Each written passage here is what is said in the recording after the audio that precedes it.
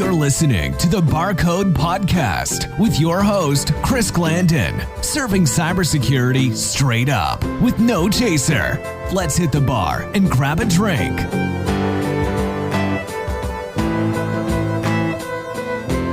Tony, do me a favor and turn that Sixers game on. Yeah, man. There you go. Thanks, man. So how you feel about the squad this year? Oh, man, Embiid is killing it. I'm so glad the younger players have the opportunity to play with a legend like that. Just to be able to be in his presence. They're fortunate enough to feed off his skills. Trust the process, you know? Take notes. Hey, man, when you have a chance, pour me up a glass of that killer bourbon that I had last time. Dude, I can't. You already polished off that bottle last time. Honestly, you need to stay hydrated, my friend. Take it from those athletes. It's important. So guess what? That's what you're drinking tonight. Yeah, I guess you're right. Can't get intellectually dehydrated. No way. Now listen, pay attention. This drink is called the H2O. You take a 16-ounce glass, you fill it all the way to the top with ice. Then you fill it all the way to the top with your high-quality H2O. This classic beverage can help you maximize physical performance and significantly affects energy levels and brain functions. You can do it.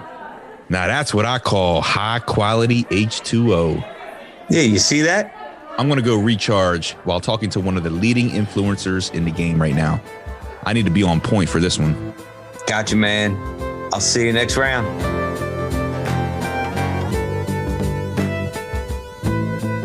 Naomi Buckwalter is one of the most inspiring women in cybersecurity today.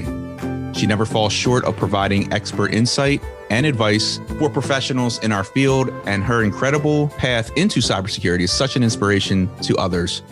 I'm very fortunate to have the opportunity to speak with her today. Naomi, thank you so much for joining me and welcome to Barcode. Hey, thanks, Chris. What an awesome introduction. I am so honored to be here. I worked hard on that. So if you don't mind, I'd like to hear more about your journey in your own words. Would you take a moment to just walk us down the path you took that ultimately led you to a career in cybersecurity? Yeah, happy to. I grew up kind of nerdy, had no friends. So I kind of fell in love with technology, took apart a VCR way back in the day when VCRs were cool. Probably didn't realize that it cost probably several $100s. Thinking about it, I think I just wasted a lot of money there. But I was able to put it back together. So I'm not too sure if it worked after, but hey, no spare parts. But realizing that since I wasn't great with people, might as well be good with other things. So got really nerded out on books, nerded out on tech, got my first computer when I was like 13. It was like one of those gateway computers, you know, the cow box. Oh yeah. Right. And that thing probably cost like $4,000. You know what? I just remember that coming in and my entire body shook with excitement. Like I was so thrilled.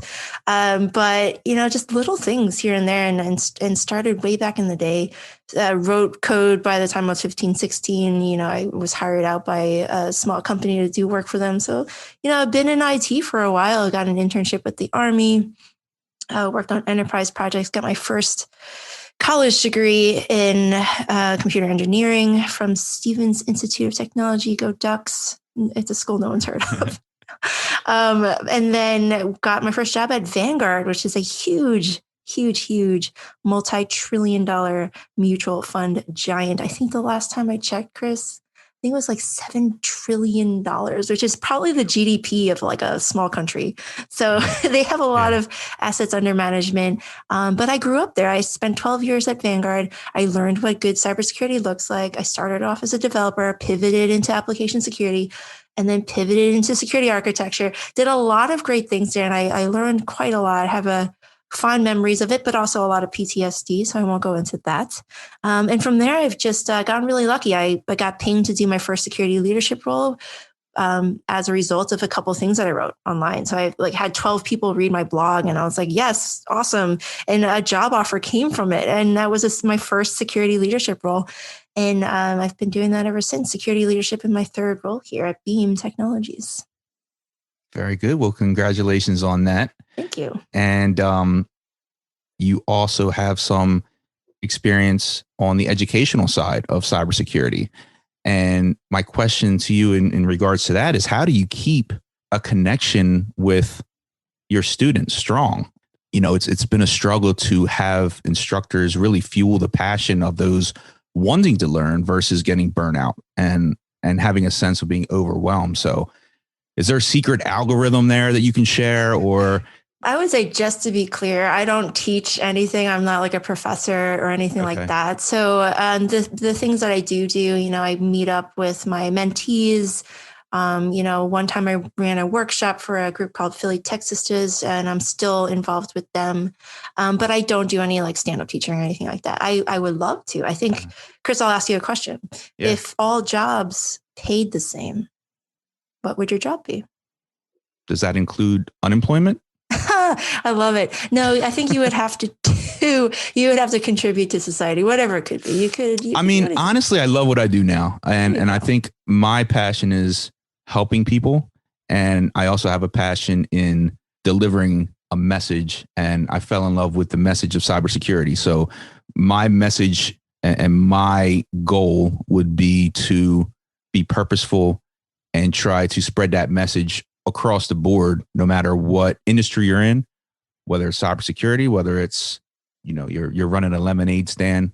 I would try to focus on those things because those are important to everyone, not only in our field, but outside of our field as well. Oh, I love it. You have the heart of a teacher, like you want to teach and help people grow. And I feel like I'm the same. If all jobs paid the same, I honestly would be a teacher. So first of all, I think our teachers are wildly underpaid. They're underappreciated. They're being scapegoated right now. And just to be real political here, the poor teachers, they're like thrown under the bus. At first we're like, teachers need to get paid, and they barely get any respect. And at the same time, we're like, they need to be back in the classrooms. And meanwhile, the poor teachers are like, but we're dying, COVID.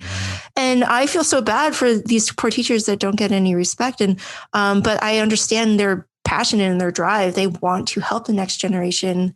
And I'm the same way, where if the cards are aligned and, money really wasn't an issue, I would teach cybersecurity, and I'd probably start at the younger ages. I enjoy children, when they're not being complete brats. I do enjoy them. They have a wealth of curiosity and just this light in their eyes. And if you remember back in the day when you were young, Chris, as a child growing up, did you ever have a sense where you can learn anything and you can be anything, and you had this endless and limitless potential about you? And then somewhere along the line, I want to say about ninth grade, where all of a sudden it's all about just getting your grades up, and you want to do the clubs, and you want to go to the right college, and you lose this sense of passion and potential. Honestly, you lose your love of learning. Right. And I have only recently discovered this love of learning again, just when I started mentoring. And it's been just this great thing where I feel like if more people did this and they mentored others and taught, that entire thing will come back to you. Your love of learning, your passion, your desire, your curiosity, you will start acting more like a child in that sense, where everything is just new. And I'm telling you, it's this thing called the Protege Effect. Basically, if you have a protege or somebody that you're teaching, the person doing the teaching now actually ends up learning just as much as they do with the student. The students and the teacher are both learning together. And the reason why is quite simple. It's the teacher needs to learn everything about a particular topic, all the little pieces, all the little ins and outs, the ones and zeros about a particular topic, and be able to explain it in a way that a student can understand. So even if your student is, say, in kindergarten, you need to be able to master a topic enough in order to explain it to a kindergartner. And Chris, I have a 7 and a 4-year-old, and I'm constantly teaching, but in using stories and using different ways of providing imagery for them to understand things and different concepts. And it really has helped me as a professional, not just emotional intelligence wise, but in order to sell myself and sell my ideas, I need to be able to articulate a concept and paint it in a way that people understand and that they're not completely lost in the technical. So if I say something, I try to put a little bit of fun into it, or I put a little bit of imagination into it and make it easy to learn. What was your original question? Now I completely forgot. My original question was, what have you found that fuels a passion? And I think that you answered that by being able to present it in a way that resonates with them. Yeah, and I want to echo what you just said. You get that passion back because you become the teacher. You are no longer just a master. You become a student again. And I lost that somewhere down the road. Like when, I want to just say high school happened and your hormones are all over the place and you're worried about getting beat up because racism was a thing back then. I'm Asian American, so got a lot of bullies. But trying to survive in the hallways, but then also just the awkwardness of being a teenager. That was really tough. And then trying to balance that with pleasing your parents, pleasing society, and being good at school and et cetera. You lose so much of that I used to have. And it's just passion to learn. And just recently got that back. So thank you to all my mentees. I've been really appreciative of it. Yeah, that's an awesome way to look at it. You kind of have to relearn things. And around that age, everything's image. Everything is about your image and what others think of you. And you lose track of what really makes you thrive as a person. So, and I think once you find something and you stay with it, you kind of start going down different routes and being able to explore different things within that industry. And that's kind of what happened to me. I kind of grew up in tech as well, and then it spawned into security, but I'm glad it did. Yeah. And a lot of people did that. A lot of people weren't coding at 12 or whatever. It was awesome. Well, HTML isn't really coding, is it? It's just hypertext. It's this markup language. But to me, it was fun. I did JavaScript way back in the day when it was still doing little pixels across the screen. I remember those days. Those are fun days. A lot of learning. And that's what I love about security. There's so much to learn. You can't ever master one thing. You can be a student forever in cybersecurity. And I'm just thrilled with it. You have to keep up with the technology in other domains. You have to figure things out and just apply principles. And it's so cool. It just echoes throughout the generations. And that's what I'm trying to teach other people following us. And I'll just say this, Chris, I think the next generation of cybersecurity professionals really needs to step it up. We need to start teaching them because there is a dearth of entry-level cybersecurity people right now. We need more. And it's probably not their fault. I would say, and I've said this before, we're not letting people in. There's definitely a gate that's stopping people from breaking into cybersecurity. And that gate quite literally is the job descriptions that you see posted on message or job boards. And there are things we have 5 years of experience and CISSP and a master's degree in cybersecurity. And it's so disingenuous because people like me and you, we grew up in the 90s, graduating college early 2000. And we pivoted because we pivoted from a different tech domain into cybersecurity because someone gave us a chance. And it's crazy to think that we're expecting people now to be no, you're not allowed to do what we did. You can't do that. You need to be perfect before we even hire you. And to me, that's just completely hypocritical and disingenuous and horrible. And it's just going to hurt us because in the future, if there are no cybersecurity professionals to follow in our footsteps, who's going to take care of our systems and data? Not me, because I want to be retired. I want to be on the beach laying around and eating shrimp. Exactly. Yeah. Exactly. It's your typical catch-22. No experience equals no job equals no experience. So what would your advice be to, number one, aspiring professionals in terms of preparation, because we know this exists, and number two, to organizations? Do you believe that there's a blind spot there and something can be done to help bridge the gap from academia to the professional world? Oh, yeah, totally. I talk about this all the time. So from the perspective of the person trying to break in, there are a couple of very practical tips that I would give you. Number one, you have to network. Everyone knows cybersecurity is all about networking. If you don't have someone going to bat for you in order to refer you or recommend you for a job, you will be beat out by someone who has cultivated and grown that network. So if you don't have a professional network, if you don't have anyone mentoring you or going to bat for you or can recommend you for jobs, you will lose out to the hundreds of other people who are applying for the same jobs. You will not stand out because no one has gone to bat for you. I will just say this. As a hiring manager, I will say that. Number two, if you are an entry level or you're trying to get an entry level job, you want to be visible on LinkedIn. You want to be visible on social media. You want to get original content out there and start helping to contribute back to the industry. So you shouldn't just be reading books and watching podcasts. And by the way, Chris, big fan, huge podcast fan here. You don't want to just be consuming. You want to contribute. So as long as you're contributing, people start noticing like, this person seems to be pretty great at what they do. They seem passionate. They seem knowledgeable. They want to give back. I want to work with that person. Hire them. Yes, let's do it. So that's what you want to do. You want to put yourself out there, build your network. People will go to bat for you. People will recommend you. And that is how you break in. You need to play the game. As long as you know there is a game, a hidden job market, you can get this job too. So that is from the side of the person trying to break in. I would say from the side of the hiring manager, we need to start giving people chances. So we need to stop writing job descriptions that require 5 years of experience, a CISSP, or a master's degree or a bachelor's degree. We are being ridiculous. Stop it. We also need to just train and mentor. So take people as they are, hungry and passionate for a chance, and train them.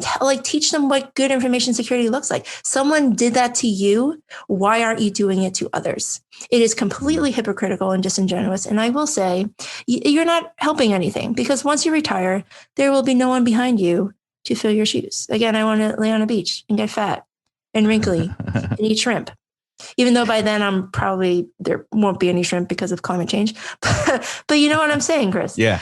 We have a responsibility here for the next generation. And if we are going to do right by them, we need to start training and teaching. And again, it comes back to the Protege Effect. There is a reason why you can benefit from teaching. You get better at your job as well. So I would say give people a chance, and then challenge people from the entry level side. Be visible, put yourself out there. Don't be afraid to take your lumps, because you will run into people who think that you're being too loud and too brash and you're leaning too far in. Like, people will say that. Just ignore them. Those people are jealous. They're the haters. You do you be awesome, and you shine like the star that you are. There's a saying, in a world of 10s being 11. So you always got to shoot for more. Hey. So speaking of going to bat, you mentioned going to bat. I want to throw you a curveball real quick. I'm going to put you at the plate. You are very heavily involved in the industry. You post, you speak, and you're truly embedded within all cybersecurity topics and conversations that I see. So I'm sure you hear many other opinions as well. And among those conversations or observations, what have you seen that you would classify as cybersecurity's biggest myth? What's a major misconception out there that professionals that work within our industry, not even from the outside, that you feel needs to be set straight? Yeah, I've said this, and a lot of people disagreed with me here, but I did write this. I said, cybersecurity really is not that difficult, at least to learn. Now, I must say, maybe I have an affinity to learning. Like, maybe my ability to learn is above average. Who knows? Like, I have never taken an IQ test. I couldn't tell you that. But I will say, if taught correctly, cybersecurity can be learned by anyone. So think about cybersecurity from basic hygiene, right? Like, even my children who are not even in school yet, like my 4-year-old, still poops his pants. So he doesn't even read. Like, he can understand that, don't talk to strangers online. Like, don't chat with them. Even though you can't type, you can still use your microphone. Like, don't do that. Don't type your name. Like, you can type his name. Don't type your name into the things. Like, there are plenty of things I can teach a 4-year-old about cybersecurity and basic hygiene. And it just gets more complex from there. So by the time you're in middle school, you should know more about cybersecurity. You should know more about your privacy rights. You should know you should not be downloading apps on your phone, for example. Like, you should be very, very cognizant of things like that to keep your privacy and your security close at hand. And I would say, like, by the time you're in high school, and this is what we really should do, is make it compulsory for all high school graduates to pass a basic cybersecurity like awareness test. So they're not allowed to graduate unless that happens. It's kind of like how MIT has the swimming program. Like you need to learn how to swim before you graduate college from MIT. So those poor folks who didn't have the swimming pool end up at MIT. You're like, wait, what? I can't pass this class. Anyway, so it's the same idea. You want to teach cybersecurity basics and then make it more difficult. And then by the time they're in the working world or they own a business or they start a family, they have now understood that cybersecurity is not that difficult. It is like a language. You can learn it. Anyone can learn it. And more importantly, it can be taught. Like it's so important to keep teaching this to the other generations. So I think the biggest myth, back to your question, Chris, is that cybersecurity is difficult. I don't think it is difficult. I think it is quite easy to learn. Is once you kind of understand the basics, you can just get a little more complex from there. Security principles, they are very easy to understand.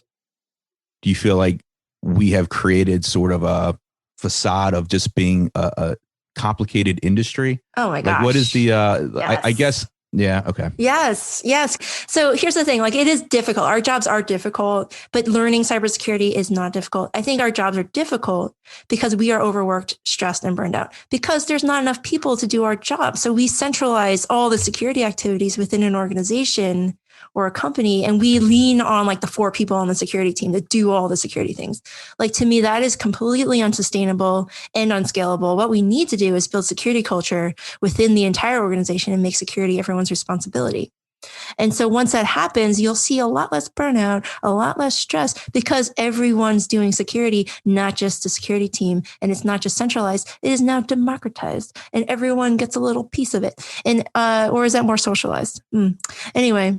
So you basically want to, we want to stop saying that cybersecurity is difficult because, we have tools, automation, we have software, we have nice, pretty graphics. You don't need to be on the command line to do cybersecurity. And I hate when people think and say that cybersecurity is all about, the terminal and you need to do all these things and you can only write scripts. But like, yeah, that's some of it, but it's absolutely not all of it. It's probably like 1% of my day where I actually have to write something that runs somewhere on a machine. Like that is ridiculous when people say that. So cybersecurity today in 2021 is a lot easier than it was 10, 15 years ago when I started. Yes, it was more difficult back then, but today, no, I don't think it is. And I will say, I think a lot of us want to think it's difficult because who wants to be told that their jobs are easy? Like, first of all, I'm not saying that, saying our jobs are difficult, but for reasons other than cybersecurity being difficult. I would say like we were protective of ourselves. We want to like say, oh, we're worth the X amount of dollars that we're given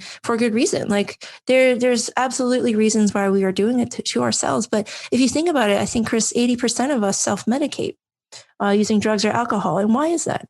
It's because we are stressed and burned out and we're completely just trying to survive day to day with the inundation of work that we're given. And to me, that's completely unsustainable and unhealthy. I agree completely. And do you blame Hollywood at all for the image that we're getting? Oh, gosh. Okay. So there's kind of like that whole, the fear, uncertainty, and what's the D stand for? I always forget. The FUD. So so Hollywood definitely has played a part in it, like the news cycles. You're giving this shadowy character, usually a man in a hoodie or something. You've got your your TV shows and all the different things that you're like, oh, there's some bad guy sitting in the dark alley trying to steal your credentials or whatever. And it's kind of ridiculous because like, first of all, if you are a victim of cybercrime, I do feel for you. Obviously, I know people who have been victims, and it's very damaging to your psyche. Like, it's super hard. But in general, people don't care about you that much. They're not going to be stalking you at the end of the day just to like make your life miserable. You are a victim of happenstance. Like most people, victims of violent crime really just happen. Like, okay, now I won't say that. Like things like carjacking. That is because, the carjacker needed a car and you just happened to be there. I don't speak for all carjackers. Obviously, I'm not one. But I would say like you just happen to be in the wrong place at the wrong time. That is generally what cybercrime is. Cybercrime looks for those weak links or for those easy targets. And if you are not well versed in cybersecurity, and it all comes back to basic cyber hygiene and understanding what the threats are, you are going to be an easy victim, my friend. You're going to get phished. You're going to be called up and you're going to give away your PIN numbers and your bank account numbers, like just because you weren't taught and you don't know. And this is what I'm saying. Like cybersecurity is not difficult. Like we can all teach it. We can all learn it. And the more we do that, here's the thing. We all start to be well-versed and we speak the language of cybersecurity. And if we do that, we are now a full force, like a fist, punching through the wall that is the attackers and the threats and all those cyber criminals. And once we start banding together and fighting back, that is when we win. And when we speak the same language and we all watch each other's back and we are now teaching the next generation, that is how we win, Chris. That is how we beat and defeat cybercrime. And I won't talk about nation state because that's a completely different beast, because espionage will always be espionage. But I'm talking about your cyber criminals, people who are trying to make a fast buck off of you or just trying to destroy your life, which does happen. So I was all over the place with that answer there, No, Chris. I like that. Well, no, that opens the door for another episode that you'll have to join me and we'll talk about nation state then. But again, it's just espionage. Like, what are we going to do? Call it truce? It's cybercrime. Not cybercrime, cyber warfare. So here's the thing. Like I wanted to do this. Like back in the day when I was little, like 11, I wanted to be an FBI agent. I was like, when I grow up, I'm going to be an FBI. So like by the time I was 30, I had applied already and I actually got in. It was a really long process. Like it took over 2 years. But then like 2 weeks before I was supposed to start at Quantico, I got a call and I had just literally printed out my resignation letter. I had just put it on my boss's desk. And so I walked back to my desk and I get a phone call from the field office and they're like, you know what, you shouldn't resign yet because we're redoing your background check. And I'm like, oh, great. So that was my FBI story. I got close, but didn't get in. But my idea was I was going to fight cyber criminals. Like I wanted to catch the pedophiles that were, making child porn. Like that was my goal. I was like, let me do this for the world. So like that was my contribution back to the world, and I was toying with the CIA and everything else like that. But, it worked out. I think I'm still helping people and I think I'm still doing good. Now, what gained your interest in that? Was it a movie? Was it? I think it started when just young. I read detective books. I think it was like Nancy Drew, and every week we would go to the library, and my mom and I would pick out a Nancy Drew book, and we would have a race to see who would finish it first. And English is not her first language, so I always won. But I just remember just loving detective work, and I have an affinity for discovering patterns and figuring out what makes people tick and stuff like that. So it's always just been with me. I also think in a previous life though, Chris, honestly, I think I used to be a detective. So I can get into that, but I think it's interesting work. Sure. Mm-hmm. That's what got me hooked in security, is that it's truly interesting. I felt when I went down that rabbit hole of cybersecurity, I'm like, wow, I really enjoy this. It was like I finally landed where I felt like I needed to be. And that's if you don't get tired of something, that's where you need to be. It is. And you're constantly learning. That's what I love about it. As long as I'm learning, I could be happy. And there's a wealth of information out there. And I love this community because we're constantly sharing knowledge. We don't share vulnerabilities. That's a little different, but we are sharing our, just like different ways of doing things and our knowledge and how we learn. And I love that. It certainly wasn't the case back in the day, like 15 years ago. Forget it. Like I have a copy I could show you real quick, but it's the only book I had on information security. It was published by the Information Security Forum, ISF, and it was called the Standard of Good Information Security. And it was published in 2011. And I still have it, but the principles still really apply. It's kind of outdated because it doesn't include cloud and stuff like that. But the principles are still there, and they're still really, really good. But that was the only resource that I had back in the day. But nowadays, we have everything. We've got Cybrary, Pluralsight, YouTube. We got Clubhouse. We got LinkedIn. We got books, white papers, research, government projects. All these things that really helped us grow and mature. And yet we are still here saying, no, you can't get in. Like, we can't let new people in. How dare you? You can't even try, right? Like, that is so hypocritical, and I just can't stand it. Ugh. Yeah, and as we're looking at this new generation of cybersecurity professionals, let's just take a look real quick at the future of the cyber threats and emerging threats. What do you see becoming more prevalent as we continue into 2021, 2022? Do you see more threats evolving as a result of the pandemic that we're currently in? You know, you look at the immunity passports and digital passports. Do you see a digital barcode that, you know, maybe on your skin and have to get scanned before you walk into a bar or a public place? Do you have any concerns there? Or? You're kind of alluding to privacy at this point, which is related to security. It's two sides of the same coin. But yeah, privacy will become more of an issue. Like I think only about, I want to say, what's that number? 10% of the world right now is covered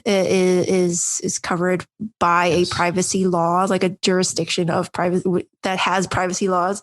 So think about like the United States, for example, is perfect. We do not have a federal privacy law, although it is currently sitting in House committee. But states like California, New York, Nevada, who else? Maryland, they're all coming out with their own state privacy laws. And it's only just going to become more important. Like GDPR was a big one. Other countries are coming out with theirs. And it's just going to be this amalgam of different privacy laws that we all have to follow. But I think in general, we're trending in the right way. Privacy will be more important. And then when we're looking at new technologies, like blockchain, you know, we're going to be able to apply finally a solution like blockchain into like things like privacy issues. Like how do we maintain control of our own privacy? Do you think that that's just important to teach the aspiring professionals as far as cyber and privacy? Do you think? Yeah. Like, so a big part of our roles now as cyber leaders, you do have to understand the laws that these new privacy laws are trying to do to us. And it's kind of annoying because you're like, but that's what lawyers are for, right? Like, why are we here? But the lawyers don't understand cybersecurity. So right now we don't have like great bridges or people who understand both worlds. And what I see is the onus is really on the cyber side to understand privacy, because it's much, much easier to understand a law when you understand how it's applied, right? It's like way harder to be like, and here's a law, and now I have to also understand all this tech. Like that is going to be a lot more difficult, but it is possible. I've definitely seen lawyers, you know, level up and understand how cyber works at a very high level. But by the time you're a cybersecurity leader, you've already gotten your hands dirty. You've been a keyboard warrior.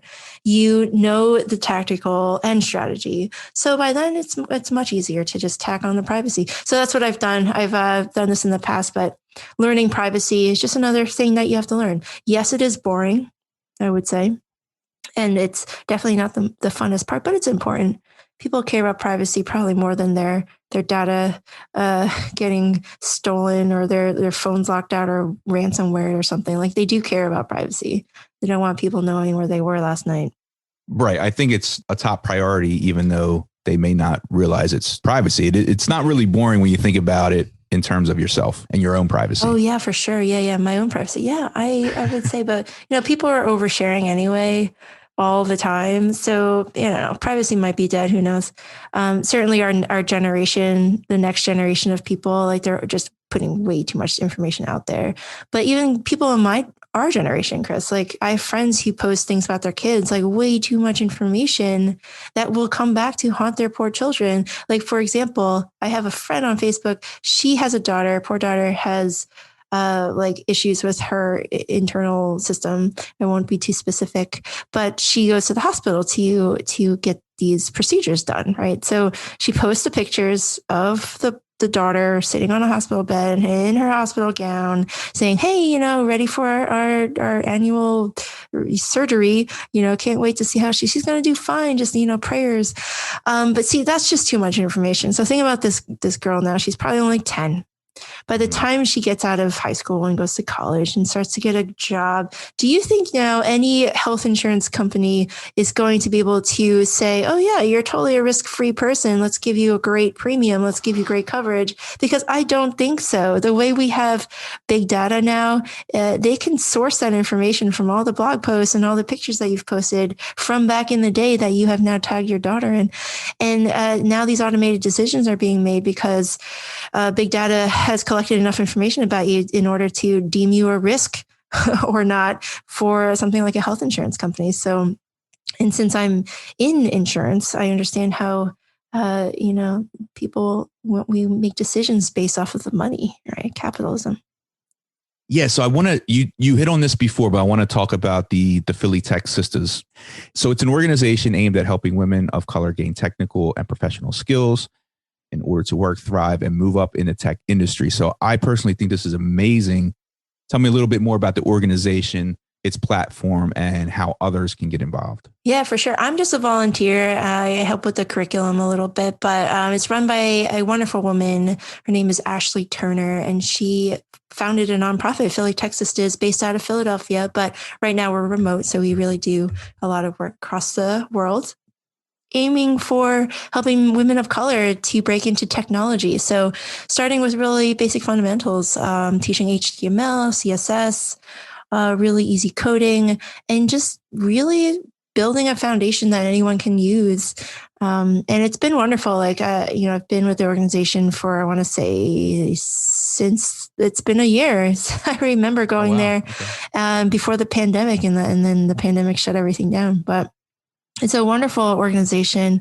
Ashley is doing such a wonderful job. And she's trying to balance that with her full-time job and all these other responsibilities. So she's kicking butt out there. I'm proud to call her friend. She's just wonderful. Ashley's killing it. Are you guys still active as an organization during COVID? We are. Okay. We are. Yeah. So even though the pandemic kind of shut us down, we slowed down for a little bit, but we're ramping back up. So yeah, it's going to be awesome.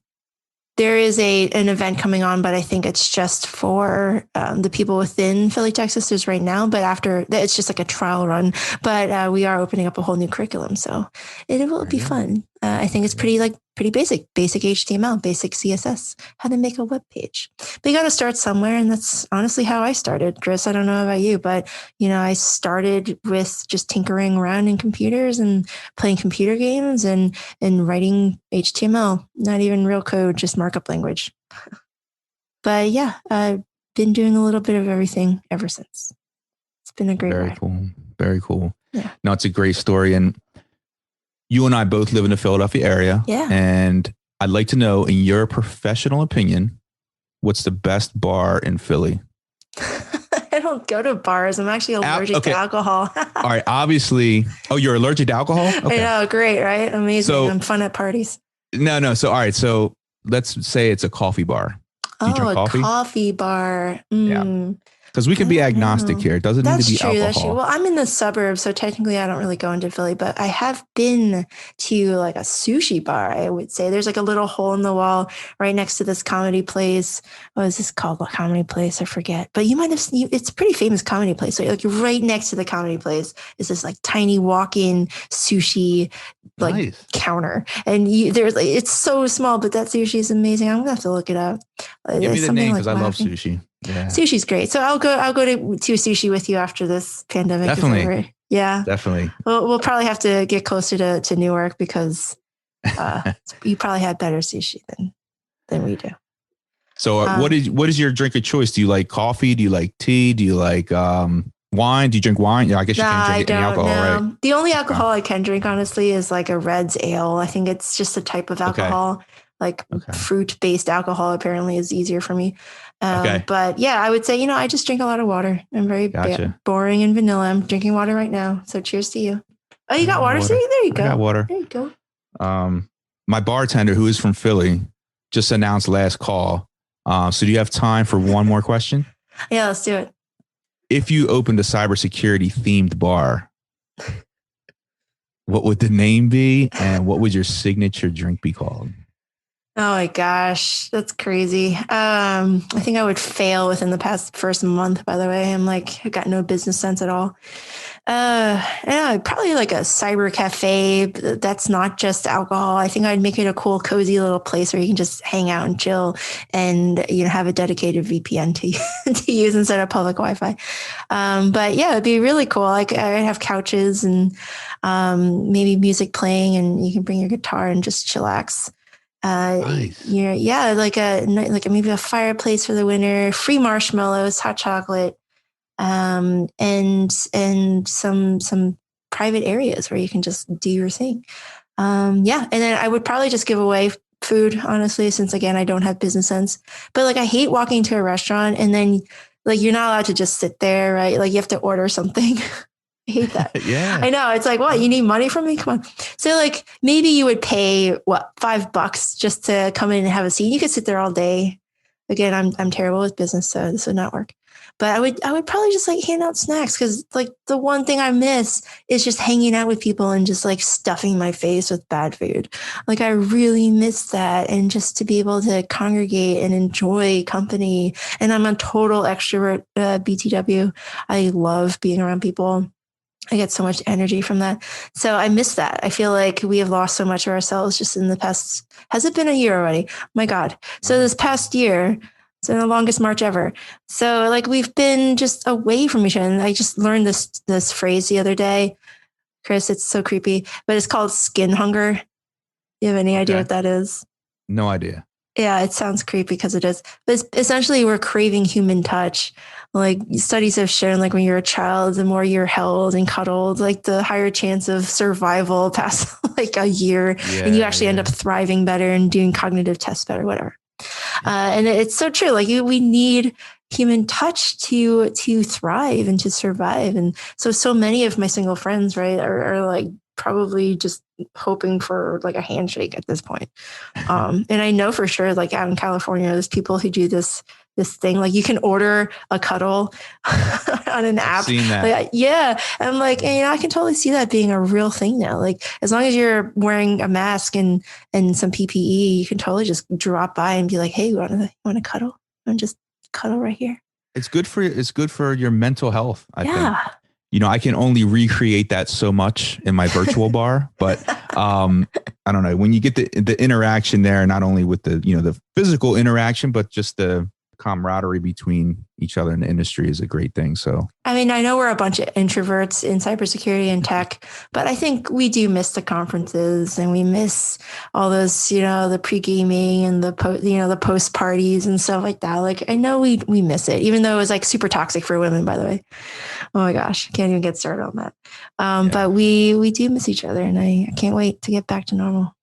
And it's going to come back, and I think it's going to be better. It's going to be better than ever. And I think a lot of innovation had to be created offline. When we go back, it's going to be version 2, better than ever. And looking forward to it. With more hand sanitizer. Yeah, I'm looking forward to it, Chris. It was great chatting with you. And I assume your bar would be called the Barcode, which is very cool. The Barcode, and my drink would be the Anomaly. Oh. Peanut butter, whiskey, and a splash of cranberry. You could do the cranberry. That's true. Straight up I wouldn't have any UTIs. Yeah, right. Yeah. Health benefits. Well, thank you for joining me. I thought it was a great conversation, and I wish you much continued success in your new role and leading the charge and paving the way for so many aspiring to be in your position. Real quick, can you share what your social media presence is and where our listeners can dial in to get your knowledge online? Oh, yeah, for sure. Find me on Twitter. I'm at I Need More Cyber. I'm on there maybe once a day, so I don't spend too much time on it. On LinkedIn, I'm Naomi Buckwalter. So find me on there. I do more on LinkedIn. It's a little more of a safe space. There's less of the trolling and less of the toxicity on LinkedIn. So you can find me there. Yep. Agreed. 100%. So Thanks, Naomi. You stay safe and secure. Thank you, Chris. You too. Barcode patrons, if you enjoyed this episode and want an easy way to support the podcast, please leave me a review on iTunes or Apple Podcasts. If you're not on a Mac or iPhone, just visit thebarcodepodcast.com/reviews. I appreciate all the support. Cheers. Unfortunately, it's time to shut the bar down for this episode. Thanks for stopping in. See you next time. We'll save you a seat. Be sure to check us out at thebarcodepodcast.com.